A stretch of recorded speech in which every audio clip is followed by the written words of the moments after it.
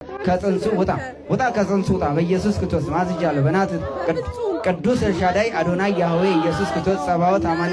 እንዴት ለምን አንወጣም? ለምን መቼም ማለት ነው በቃ አንወጣም። ለምን እንፈልጋታለን። ከጽንሱ ጋር ምን ግንኙነት አለ? ምን ልታረጋት ፈልጋለህ? ይደፋታለን።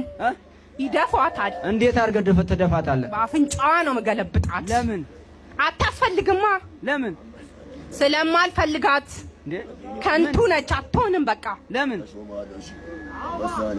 መኖር ራሱ ማለት ነው እሺ በግድ ነው የምናኖራት። ሴት አይነ ጥላ ወንዱ ላይ ካለች ከትዳር ጋራ ከንቱ ነው። ሚስት አያገባም፣ ዘላለም ሲያለቀስ ሲኖር ነው የሚኖረው ማለት ነው። ወይም ደግሞ ወንድ አይነ ጥላ ሴቷ ላይ ካለ እንደዛው ኑሮን ዘላለሟን ስትበጠበጥ ስታለቀስ ስታዝን ነው የምትኖረው። ለምን ባሏን እየወደደችው እያፈቀረችው እየወደደችው እንደ ነፍሷ ያህል እያከበረችው ዞር ስትል እሳት ነው የምትሆንበት ማለት ነው። በዚህን ጊዜ እርኩስ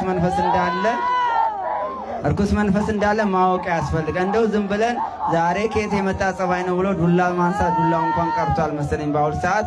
እንደው በጥፊ መማታት የለም። መጀመሪያ ማን እንደሆነ በላዋ ላይ ያለውን መገምገምና ማሰብ ያስፈልገናል።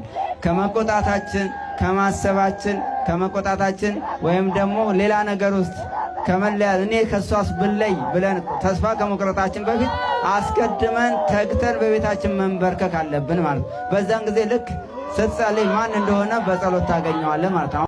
መጾም መጸለይ የሚያስፈልገው ለዚህ ነው። ባል ላይ እርኩስ መንፈስ ካለ ለሚስት ሰላም የላትም። ሚስት ላይ መርኩስ መንፈስ ካለ ለባል ሰላም የለውም። በወጣ በገባ ቁጥር እሳት የገባ ሰው ጅማት ሆኖ ነው የሚኖረው።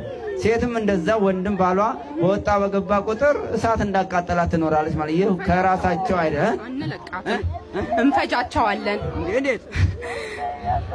አብሬ ከሱ ጋር ነው የምንፋጀው። ከማን? ከባለቤቷ ጋር ነው።